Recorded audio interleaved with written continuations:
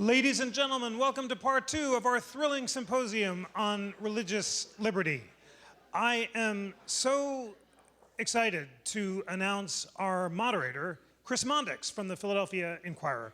Chris Mondics is the legal affairs reporter of the Inquirer. Before that, he served as Washington correspondent. His work has appeared in many publications, including the Los Angeles Times and the Washington Post and the Chicago Tribune. He's one of the most thoughtful legal reporters in the country. He's been a guest moderator for us before and served with great distinction. And I'm very excited that tonight is the beginning of a partnership between the National Constitution Center and the Philadelphia Inquirer. Inquirer will supply wonderful moderators and reporters like Chris to participate on our panels. And our guests will write op-eds and commentaries that appear in the Inquirer, and we're really delighted to be able to working together to foster civic discourse here in Philadelphia and around the country. Ladies and gentlemen, please join me in welcoming Chris Mondics and his great panel.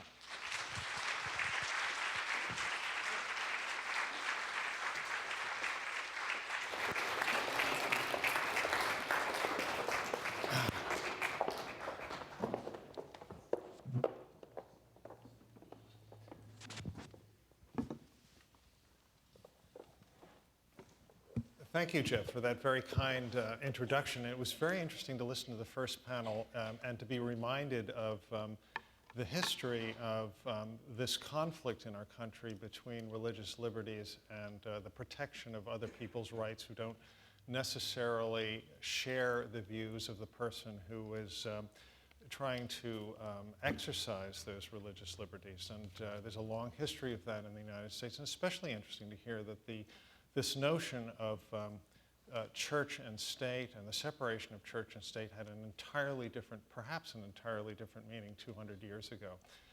So that it puts our current conflicts in some context, and we have really an excellent panel here to talk about those, where the exercise of religious liberties and the frictions that develop when persons exercise religious liberties that conflict with certain civil liberties that have been established by the court. So I'm going to introduce our excellent panel here, and very interesting group, and I will need to put my reading glasses on, if I can find them. Borrow mine. Thank you so much. Oh, they're there. They're there. Okay, great. Thank you. Sorry about that delay. Kristina Arriaga de Buchholz is Executive Director of the Becket Fund and developed a lifelong passion for freedom from her exiled Cuban-American parents. At the Becket Fund, she leads a team of lawyers and communications professionals who defend religious freedom in the U.S. and abroad. Kristina joined the Becket Fund in 1995 and started her career in Washington, D.C., working for the U.S. Ambassador Jose Sorzano at the Cuban-American National Foundation. David French, to my left, is a staff writer at the National Review, an attorney concentrating his practice in constitutional law and the law of armed conflict, a veteran of Operation Iraqi Freedom. He's the author or co-author of several books, including most recently the #1 New York Times best-selling Rise of ISIS, A Threat We Can't Ignore. He's a graduate of Harvard Law School, the past president of the Foundation of the Individual Rights in Education, FIRE, which I believe is in Philadelphia, and a former lecturer at Cornell Law School. Greg Lipper, to my right, is a senior litigation counsel at Americans United for Separation of Church and State. Greg joined Americans United in January 2011, and he litigates church-state cases at trial and on appeal. He's an experienced oral advocate and was named a 2013 Rising Star by the Super Lawyers organization. Greg is currently lead counsel in the University of Notre Dame versus Burwell, in which his group represents a Notre Dame student who has intervened to protect her access to contraceptive coverage under the Affordable Care Act. And Robin Fretwell Wilson, directly to my right, is the director of the University of Illinois Law School's Family Law and Policy Program. She specializes in family law and health law, and her research and teaching interests also include biomedical ethics, Law and Science, Children and Violence and Insurance, and she has published extensively, and her work has been appeared in the New York Times, the Wall Street Journal. She's appeared on and has been on National Public Radio, All Things Considered, and many other prominent news outlets. So that is the panel, and I'd like to start with you, Robin. I think one of the things that I find most difficult about this subject is the emotion that this conflict between the exercise of religious liberty and when it confronts somebody else's civil liberties. When you have a person like Kim Davis in Kentucky who won't issue a marriage license because it to a gay couple because it conflicts with her religious principles. Yet this issue seems to have been addressed in Utah by the Utah Compromise, and I was wondering if you could tell us how that works and how well it's worked. Well, happy to do that. I think the first thing to do, though, is to back up and talk about Kim Davis and what I think the problem there is. So, you know, when you advance a thick notion of religious liberty, that my rights are so great that I get to block you from your rights, we get to collision points that are really awful, and actually, I think it's just been a really ugly chapter, frankly. And not the least of which is for those advocates of religious liberty. She's setting religious liberty back by making such a big claim. The state has monopoly power on marriage. Nobody can be a choke point on the path to marriage once the state has decided that folks get to marry. You can disagree with that.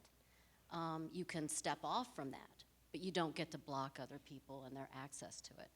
And that was actually the intuition that the Utah legislature had.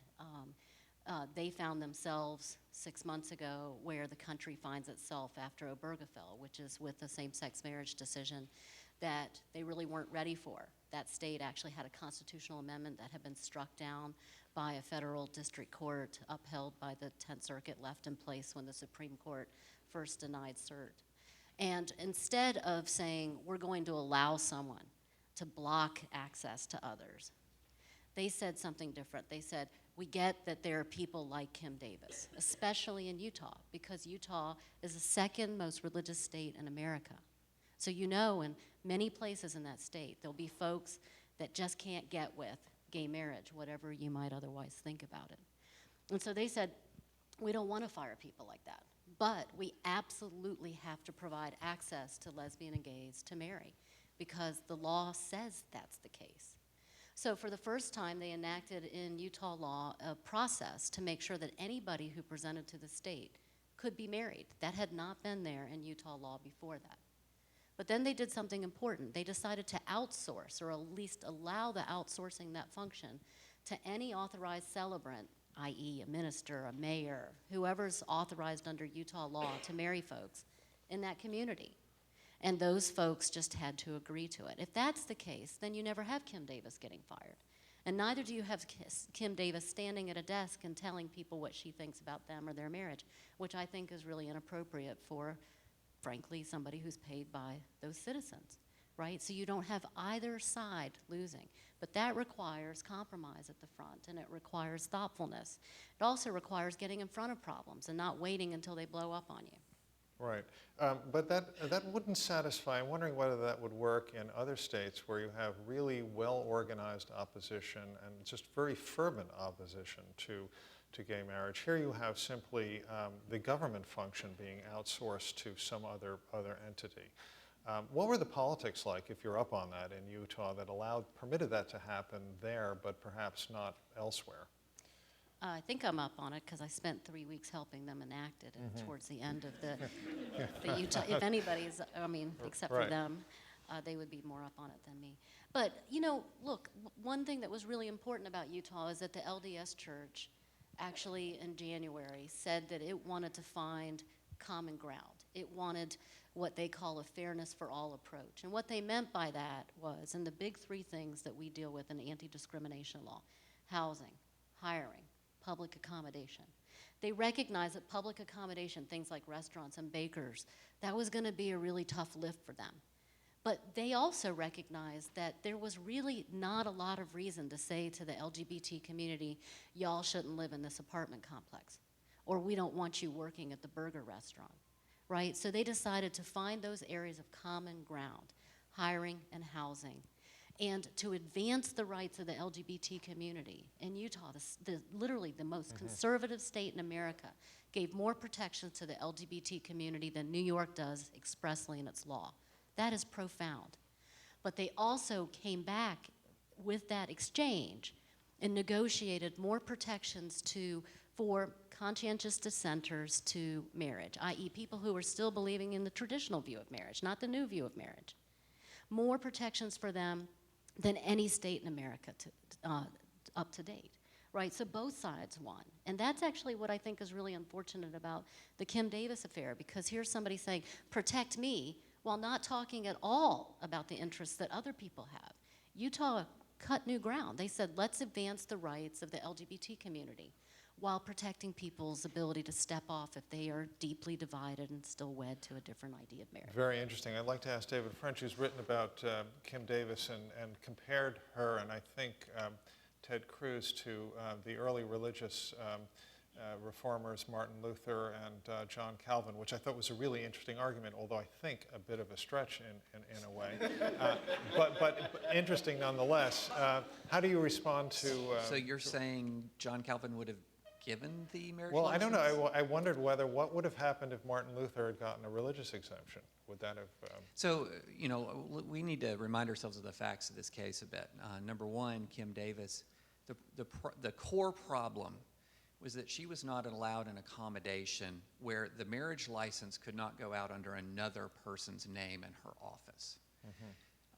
And so that was the key issue. The key issue was not she's going to stand and stop gay marriages in Rowan County, Kentucky. She didn't have that power. Somebody could go to the next county and get married and come right back to Rowan County.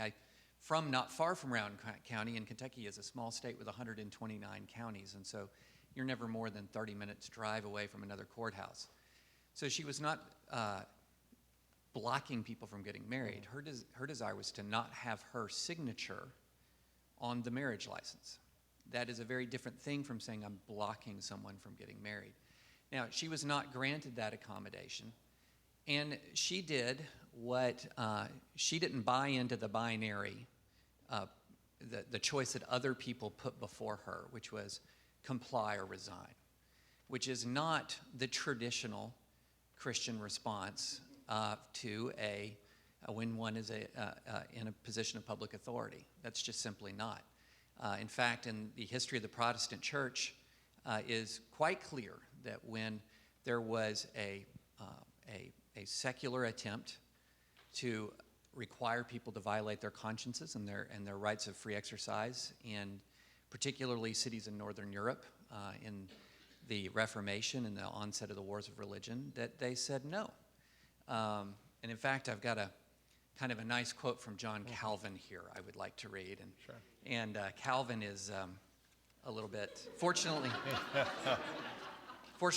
I'm not quite there yet where I have to have those. And now this is Calvin being Calvin. He had a salty way of speaking by 17th century standards.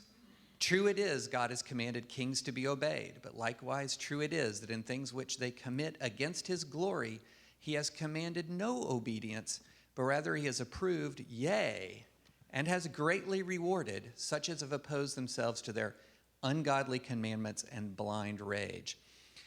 He later goes on to say, we ought rather spit upon their heads than obey them.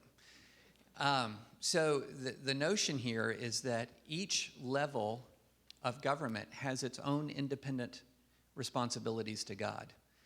And to tell Kim Davis that she cannot and must not exercise that is going to mean that Kim Davis is going to simply say, well, I'll go to jail before I agree, which Right. is what she did. I'm just curious, what in your mind is the practical alternative? If every clerk in that office said, I can't do this as a matter of conscience, and the law says these people are entitled to their license. Accommodations here are almost pathetically easy. You can have an online system of marriage registration. You can go to the next county. North Carolina passed an accommodation statute like that. There's many ways to do it where the religious conscience of the public official is respected and the person gets their marriage license. If the desire here is ideological domination and control, you're going to have this conflict again and again and again. If the goal is to respect conscience while still giving people marriage license, simple. And it's your belief, and correct me if I'm wrong, you've written that the tenor of this conflict between the exercise of religious liberty, particularly for Christians, and the government dictates has reached a level that is unprecedented in our society, in our history. And do you feel that way? Or? I think we're getting to the point. I wouldn't say it's unprecedented. I mean, I would take slight issue with the notion that we've not had a religious war. The American Civil War actually had an enormous amount of religious underpinnings to it. There was a huge faith conflict inherent in that war. But I will say this. As the government grows larger and larger, it is inevitably going to intrude more upon the lives of faithful citizens. And faithful citizens will not yield to the government, period. And so you're either going to have to figure out accommodation, or you're going to have to experience schism. And that's going to be your options. This is not, and when we're talking about infringing upon things that, respectfully, I disagree that this set back religious liberty. I think when you talk about, many people are saying, oh, only a minority of people support it, or 25% of Americans. That's 80 million people who supported someone in the stand that she took, to the point of going to jail to protect her conscience. And when we're dealing with that, the state either has to become domineering and oppressive, or we have to reach some sort of accommodation. Those are the only options. Thank you. Greg, I wanted to ask you, you look like you're ready to respond, so I'm just going to let you jump in. I mean, I think David's comments are rather breathtaking in a number of respects. So I think the first thing is we can, and I think we should accommodate religious exercise and religious objectors when we can make religious accommodations that protect everyone's rights. An accommodation that says, I get to close my office, you can get your marriage license in the next county, I don't think achieves those goals, just like after the Supreme Court in 1967 said, bans on interracial marriage are unconstitutional. I don't think anyone would suggest it would have been an appropriate accommodation to say, well, you can't get, an interracial couple can't get their license here, but it's okay, just drive 30 minutes and get one there. So I think, it's a two-way street. Kim Davis could have requested an accommodation. She could have requested permission to have her deputies issue the licenses and sign their names. That's not what she did. She shut down her office. And even after a court order, would have allowed her to stay out of jail by simply not interfering with her deputies, she refused. So, I mean, unless we are going to live in a theocracy, accommodations cannot be absolute. It cannot be that simply because I have a religious objection to a particular course of conduct, be it marriage between a same-sex couple, marriage between people of two different religions, marriage between an interracial couple, there needs to be give and take. What David is arguing for is simply the religious objection wins. And I have a feeling that it's only certain types of religious objections. For instance, in states before the Supreme Court's decision when same-sex couples could not get married, there are actually lots of pro-LGBT clergy who felt a religious obligation to perform those marriages. I do not recall hearing David and his friends saying that they were being oppressed and that the government should accommodate them by recognizing those marriages. So I think, again, we have a lot of different religious beliefs about sexuality, about marriage, about all sorts of things. Accommodation, I think, is appropriate when reasonable, but reasonable accommodation does not mean I get to impose my religious beliefs on everyone else, period, full stop, and that seems to be what David is asking for. Well, I would welcome your use of Google to find a single instance where I advocated against religious liberty, exercise left or right. So it's simply not the case that I support the exercise of religious liberty of those people who agree with me substantively. And so I think that I would remind everyone that I said that there were easy solutions here to allow both her exercise of religion and the receipt of the marriage license. Why didn't she ask for one? Why did she shut down her office entirely? She was not permitted to change everything was going to have to go out under her signature.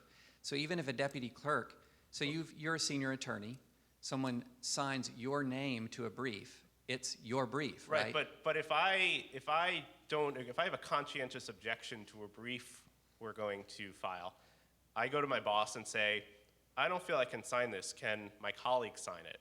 Your name. Hold on. Your No, name. can my colleague sign it in his name? What I don't say is, not only am I not going to sign it, but I forbid any of my colleagues from signing it. Instead, we need to It has close, to be her name. but her she's never asked for that. I mean, that's the thing. Yes, she did. She asked for it. Before we get into the weeds and the grains in this, I want just as looking at this from afar, the exercise of these religious ideals and principles seems wonderful theoretically, but it also sounds, doesn't it? And I'm going to pose this question to Kristina. Like a recipe for chaos if taken too far. Or do you disagree with that idea? I totally disagree. Yes. This reminds me of growing up in Puerto Rico, talking to my family. It's great. It's great that we can have a robust debate and not get arrested on the way out. My mother was in a concentration camp in Germany, by the way, Catholic. They also imprison Catholics. And my father escaped Fidel Castro's Cuba. And when we first arrived to Puerto Rico in exile and in poverty, we lived in a very small townhouse with no central air conditioning. But my father insisted when he came in every day that we would close all the windows. It was hot as Hades there. I didn't say hell because there are religious people in the audience. And and after a while, after years, when my parents realized that they were not going to suffer imprisonment if they said something that their neighbors disagree with, it may have been months. It was very hot, so it felt like years to me. We drank from the fountain of freedom of expression. We talked about the sexual revolution and politics and religion, and we disagreed. My family spans fascist to communist. Hopefully they're not watching because they'll get into an argument with me about how they span politically.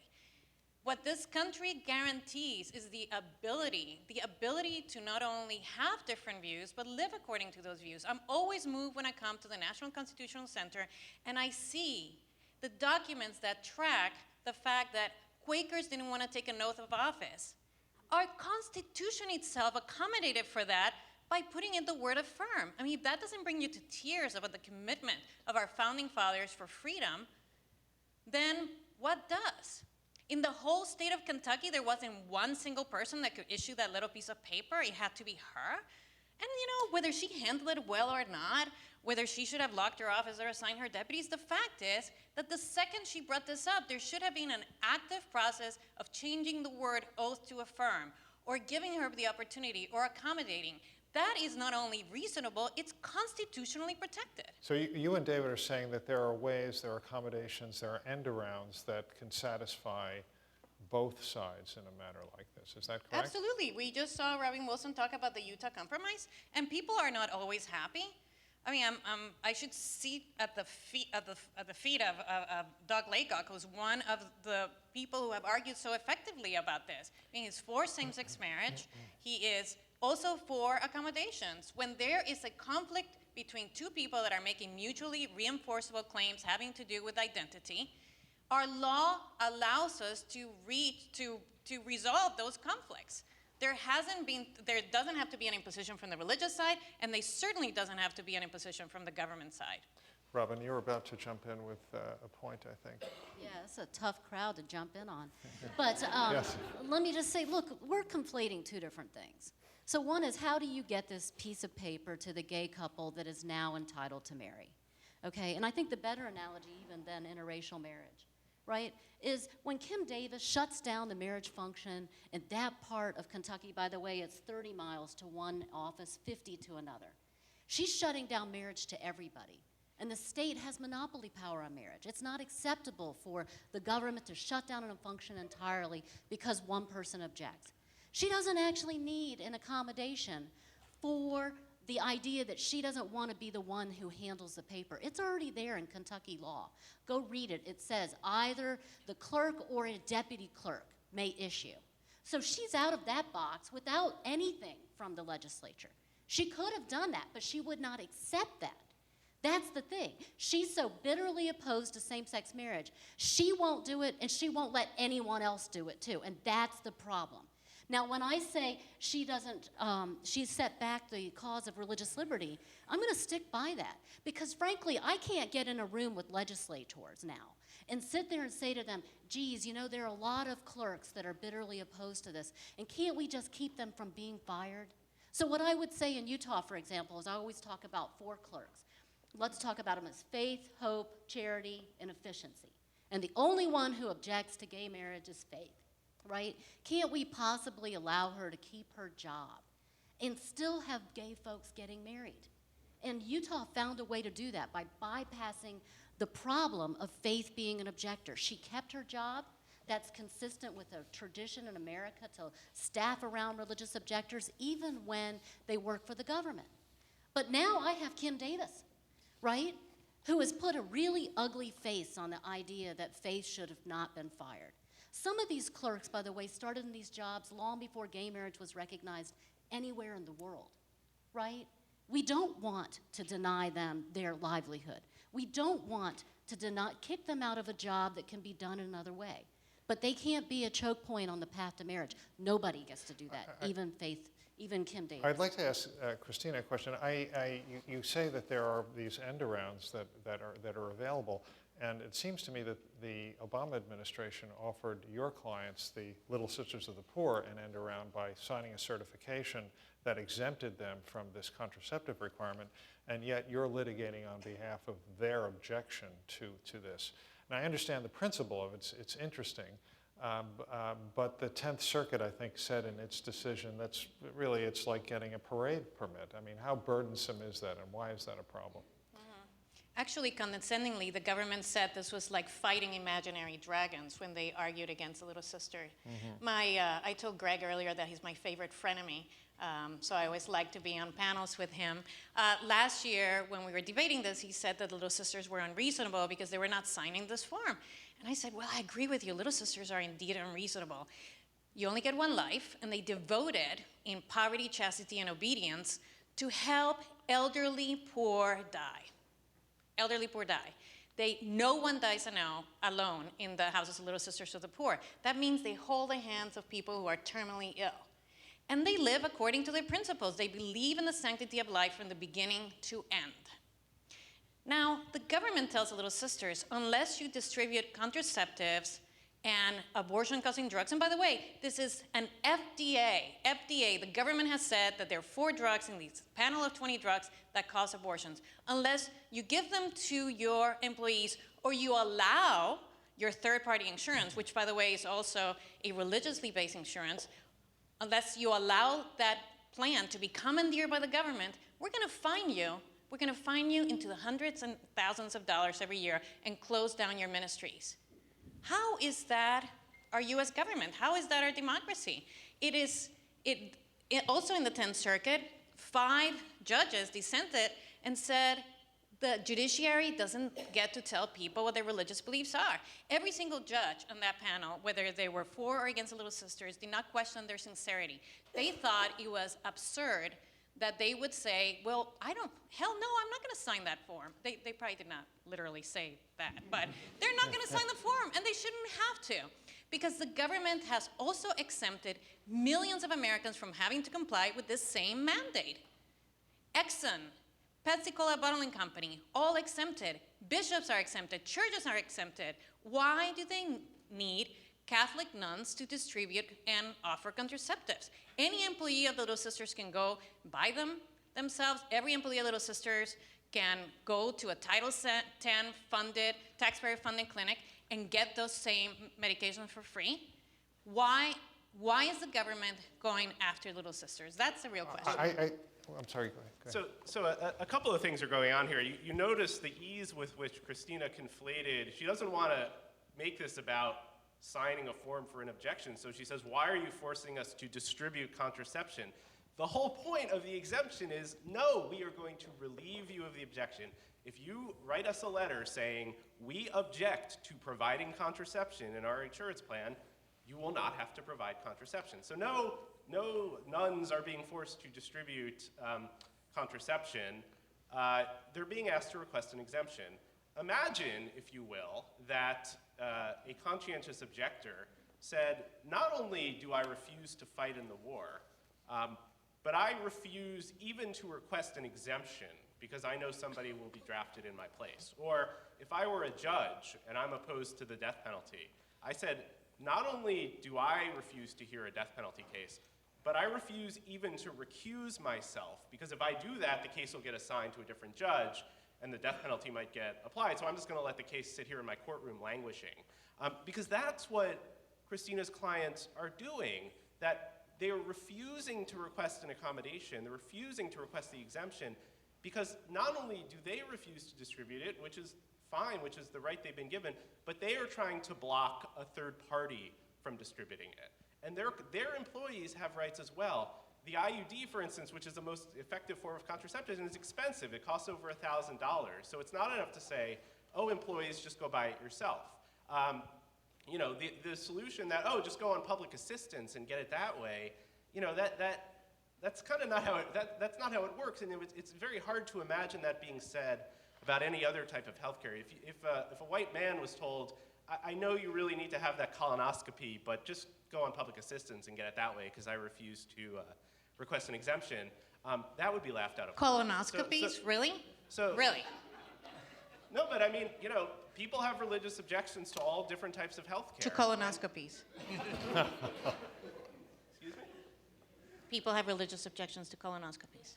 People have religious objections to vaccines, blood transfusions, and there are some people that have religious objections to all medical care. There are people with religious objections to gelatin-covered pills or to surgical sutures made from pork products, which is fine. The Little Sisters are being given an accommodation, but they are saying, I refuse to even request it because I don't want a third party to provide that coverage. And this, I think, goes back to what Robin was saying, which is, look, you can be accommodated, you should be accommodated when reasonable, but you don't have the right to be a choke point, you don't have the right to block someone else's access. Religious objections don't trump all other interests, including women's interest, you know, in affordable contraception. And so again, I think it's a question of are we going to have a reasonable accommodation scheme that respects everyone's interests, or am I going to insist that my religious views trump everyone else's rights? And when that happens, the long-term support for religious liberty dwindles, as we're already starting to see, and that's a tragedy, but that's what's starting to happen. I'm just going to say one thing. Millions of Americans were exempted without having to sign a form. They were exempted. And if the form is meaningless, why is the government forcing the Little Sisters to sign it? Because the government... It triggers their insurance plan, and the government has said this very clearly. And in their last submission to the Supreme Court, they said this very clearly. They admitted that they would have to commandeer the insurance plan of the Little Sisters in order to distribute these drugs and devices. None of the other groups had to sign any form telling the government anything. So let me address a couple of things. Why do they need to sign the form? Because you need to know who gets the exemption.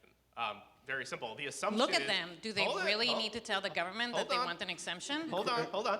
The default rule is either you, the employer, provide it. If you don't want to provide it, fine, tell us, and we'll get someone else to provide it. So I think that's thing one.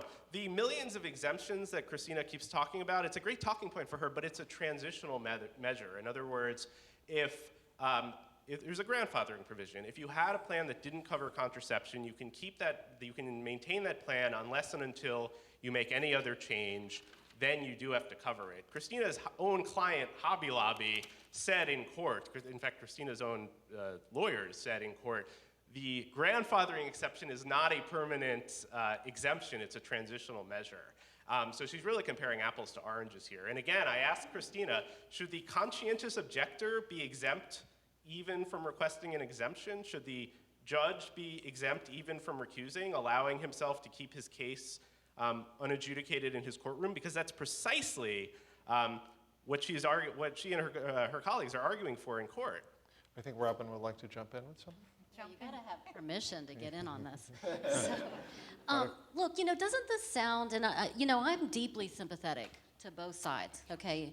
Kristina knows that as well as anyone, that I've worked very hard for actual religious liberty provisions. I completely get where Greg is in thinking that women need contraceptives, okay?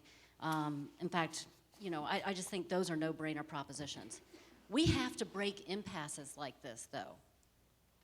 I mean, this isn't really hard in a sense. So there's a technical provision in ERISA which says that these plans can't be changed without the basic person who is in charge of the plan having something to do with that, right? And you have the Obama administration, to its credit, having said, wow, we get that there are religiously affiliated groups, not just churches, that are going to have problems with some of these drugs because they see these drugs as ending a life and being. And that's a serious thing. We've always taken objections to abortion seriously in the United States. We've done that since Roe v. Wade.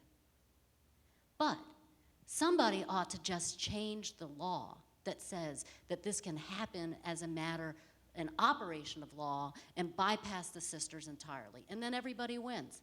It's not like complicated. Now, unfortunately, because we're talking about ERISA, we're talking about federal law. And I don't know about you, but I haven't noticed that the Congress has done anything recently. Right? But this isn't rocket science. If we were in Utah and we had a problem like this, you'd sit down with one set of guys and go, geez, isn't there like a common sense way for these people to have this and those people to have that? And we can creatively get there without anybody having to get their hands dirty as a matter of their religion and women not having to And go Robin, without. very briefly, what would that look like? Well, I mean, I think Congress can just change this provision of ERISA law that says that the plan can't be changed unless the sisters get in on that, right? Why not just bypass that? Or for that matter, why not have some sort of notice provision that says the first time an employee of the sisters says they're not getting this from the sisters directly, the employee can put the government on notice, right? Why has it got to be them having to tell the government?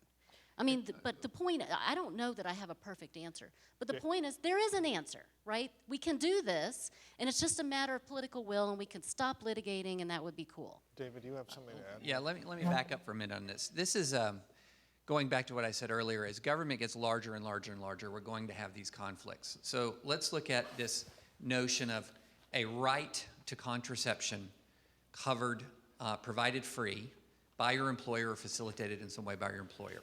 Where's that right? That right is an HHS rule. It's not a statute passed by Congress. Everyone calls it the Obamacare contraception mandate. It's actually a regulatory initiative. It's something that HHS made on its own without going through Congress. And so on the one hand, you have a right to free contraception that was created 9 seconds ago, and you have the 200-plus year history of the free exercise of religion. And then it's phrased as, well, these are equivalent competing rights. I mean, on college campuses, we've had these kinds of battles for some time. 15 years ago, there began to be a right that was existed for someone who did not believe in the tenets of the Christian faith to be eligible to lead Christian organizations. So an atheist should be eligible to lead a Christian fellowship. A Muslim should be eligible to lead a Jewish organization. And it was phrased as competing rights. It's your right to free speech and freedom of association, free exercise of religion, versus this person's right to be free of discrimination. Where did that come from? What are we talking about here? Where's the government interest in requiring a non-believer to be eligible to lead an organization of believers? Yet that went all the way to the Supreme Court of the United States, and Supreme Court of the United States said, yeah, under certain conditions, the state can, in fact, require a Christian organization to be open to non-believers, even in positions of leadership. And so when you are a believer and you're looking at these battles of quote-unquote competing rights, what you're often seeing is on the one side, you have historically exercised fundamental foundational rights that existed and are part of the very fabric of our society, and without them, this nation would not have been built as a united nation. And then on the other hand, you'll have some college campus somewhere, some federal agency somewhere is going to create a new right. And then we treat this as if, well, it's just the same thing, one going against the other, potato, potato, tomato, tomato. Who's going to win? And we have to understand where are the rights that knit this nation together, that without them we don't have a nation. And if we continue to push and cause those rights, those fundamental rights, to retreat and to retreat and to retreat, you are going to fray the very fabric of this country. David, you're bringing me right to we're running out of time, and I'd like to touch on one last question, and that is one issue before we get to the questions from the audience, and that is the issue of federalism. There are many people who make the argument, and I suspect you do, that many of these issues can be but addressed by state legislatures. And indeed, Ruth Bader Ginsburg, the leading liberal on the United States Supreme Court, said that probably would have been a better way to handle Roe v. Wade at the time, although she's moved away from that view on other volatile social issues. So I was reading through Justice Scalia's dissent in Obergefell versus Hodges, and it was scathing and scorching. It really took me back, and it was interesting because Roberts' dissent was very, very long and said essentially the same thing. Scalia said it in a third of the space in a much more pithy way. And I'll read some of it, and I want to get the reaction to the panelists. Scalia said at one point, today's decree says that my ruler and the ruler of 320 million Americans coast to coast is a majority of 9 lawyers on the Supreme Court. This practice of constitutional revision by an unelected committee of 9, always accompanied, as it is today, by extravagant praise of liberty, robs the people of the most important liberty they asserted in the Declaration of Independence and won in the Revolution of 1776. Then he goes on to say, it's a two-barreled blast where he attacks the court's reasoning, which he describes as a judicial push at one point, and then attacks the nature of the court itself. He says, it consists only of 9 men and women, all of them successful lawyers who studied at Harvard and Yale law schools. 8 of them grew up in the East and West Coast states. Only 1 hails from the vast expanse in between. I think that's John Roberts. Not a single Southwesterner, nor even, to tell the truth, a genuine Westerner. California does not count. I think he's right about that. Not a single evangelical Christian, nor even a Protestant of any denomination. Greg, what's your reaction to that? I think Justice Scalia should and probably does know better. I mean, the Constitution, the point of the Constitution, and in particular the Bill of Rights, is to protect minority rights. We do not live in an absolute democracy. Brown v. Board of Education overturned democratically enacted laws creating racial segregation. Loving versus Virginia overturned democratically enacted laws banning interracial marriage. Justice Scalia regularly joins 5-4 decisions in which 5 lawyers strike down duly enacted statutes, be it campaign finance regulation or the voting or provisions of the Voting Rights Act or all sorts of other things. So, I mean, to say, how dare the Supreme Court overturn an act of the people or act of the legislature is sort of besides the point. The point is the Bill of Rights says that there are certain civil rights and civil liberties that trump, in some circumstances, the will of the people, and then the court has to figure out when that has happened and when it hasn't. And I think in the case of marriage equality, you had discriminatory bans that were justified by religious objection or moral disapproval, but not justified by any legitimate state interest. The arguments that were made in defense of those bans were almost laughable. And people are entitled to have religious objections to marriage equality. They are entitled to, no one's forcing anyone to marry someone of the same sex, but that isn't a reason to deny other people that basic right. So I guess at the end of the day, I'd say Justice Scalia kind of should know better about the purpose of the Bill of Rights and the importance of a court protecting minority rights from what are sometimes the excesses of popular rule. Thank you. David? I would say Justice Scalia was almost right. He didn't go quite far enough. And I think it's fitting from the audience perspective that we've got the far left here and the far right. I think what we have seen is, in essence, over the last several decades, is the establishment of a judicially created religion from the United States Supreme Court. And what is the Apostles' Creed of that religion? It is the sweet mystery of life passage from Planned Parenthood v. Casey. For those of you who don't remember this is at the heart of liberty is the right to define one's own concept of existence, of meaning, of the universe, and of the mystery of human life. That is not a constitutional principle. That is a moral declaration, one that would actually sound more kind of like the ones you would hear in a late-night dorm room bull session, not in a opinion of the Supreme Court of the United States interpreting the actual provisions of an actual written document. And when you break that down, that concept of liberty is fundamentally opposed to most Orthodox religious faiths. In many ways, it's even opposed to a scientific atheism. I mean, at the heart of liberty is the right to define one's own concept of the universe.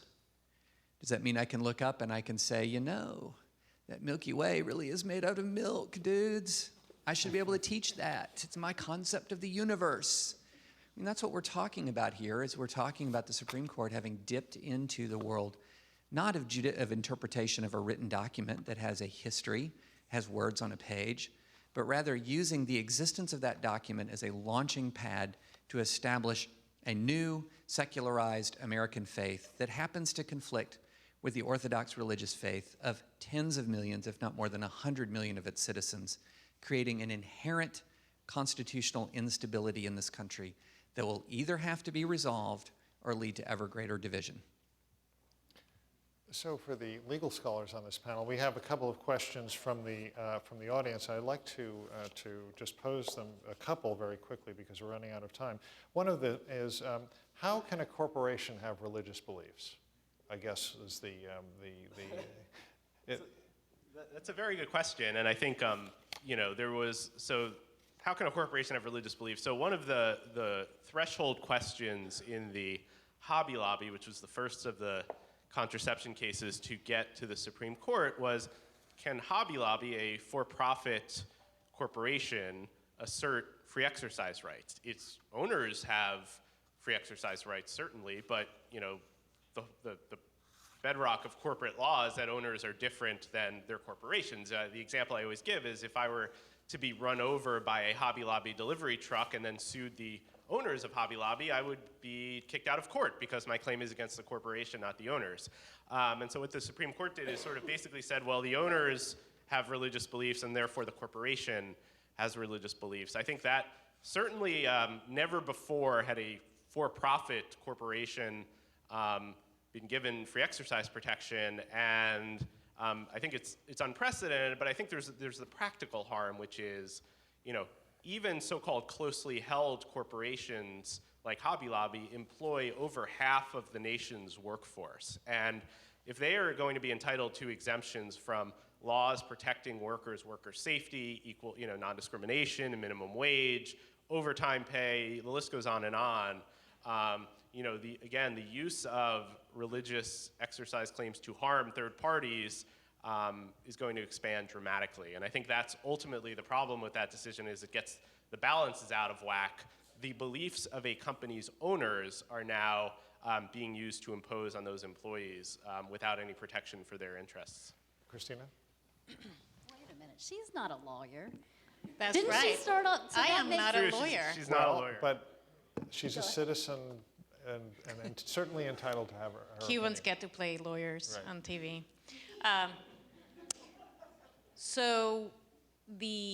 So in the case of Hobby Lobby, the Green family started a small business out of their garage.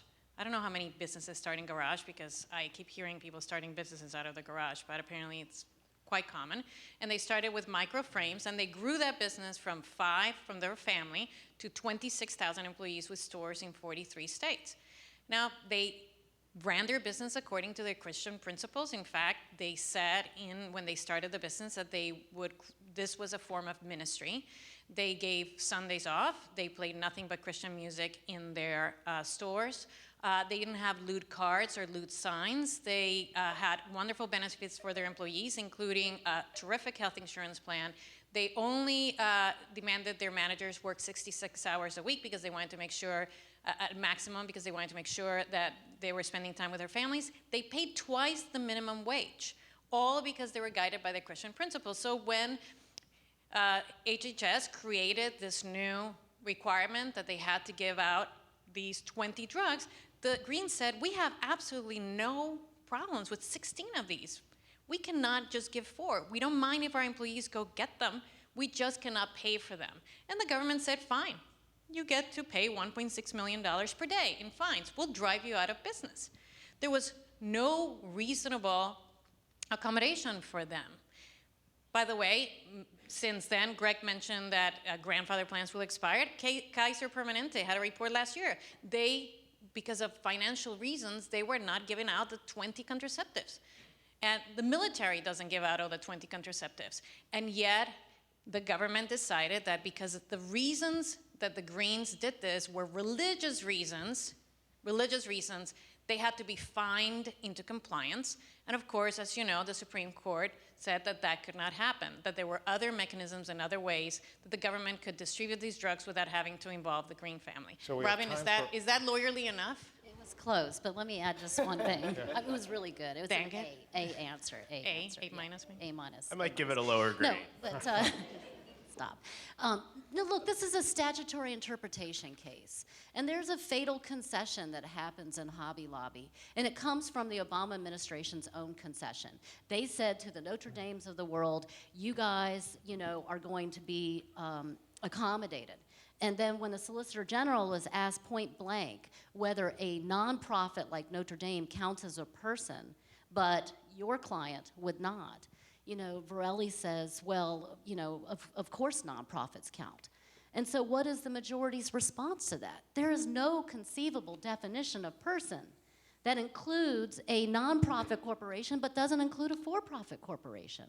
And they have other arguments too. I mean, they say you shouldn't force the owners of these closely held corporations in order to benefit from RFRA's protections to forego the advantages of the corporate shield. We shouldn't put religious people to that test, they say. So I think, it seems wrong to lots and lots of people, the idea that this closely held corporation can have, religious protections under this federal statute.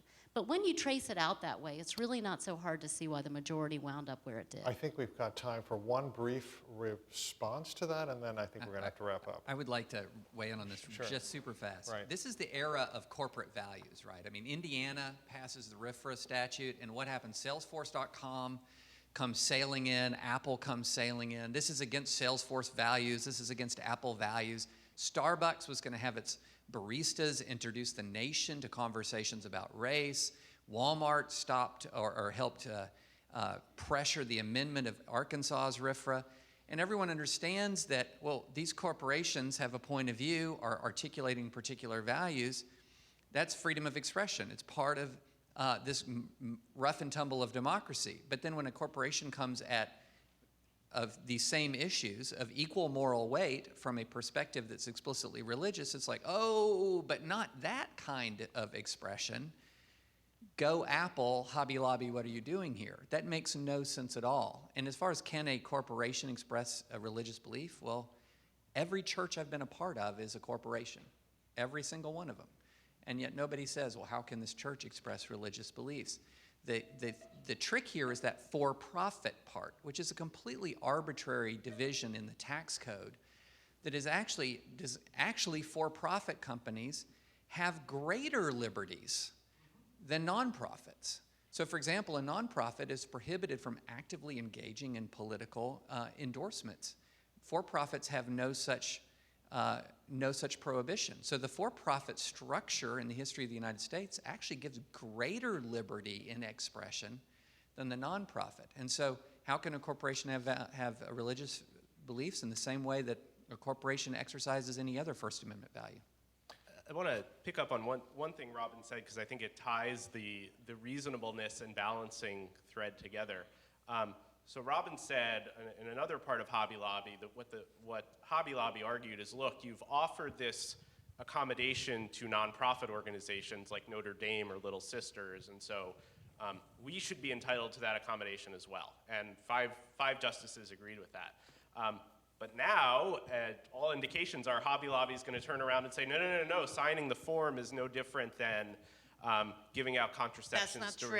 They have not made a statement on that, so don't go with all those indications because there are no indications. Let me say this. Yes. I've asked Kristina and her colleagues probably a dozen times by now, is Hobby Lobby going to accept the accommodation? And I've never received a straight answer, so read into that what you will. And I think, we'll see what happens, but I'd bet, dollars to donuts that Hobby Lobby is going to be back in court saying filling out this form is the same as distributing. And I think this ties it together, that I think good faith accommodations can be had when both sides are operating in good faith. But when an objection is raised and an accommodation is offered, and then the fact of that accommodation is used against the government, and that even the accommodation is rejected, and in the meantime, Hobby Lobby's over 10,000 employees are losing access to contraception coverage or other healthcare, I think at that point the balance is out of whack.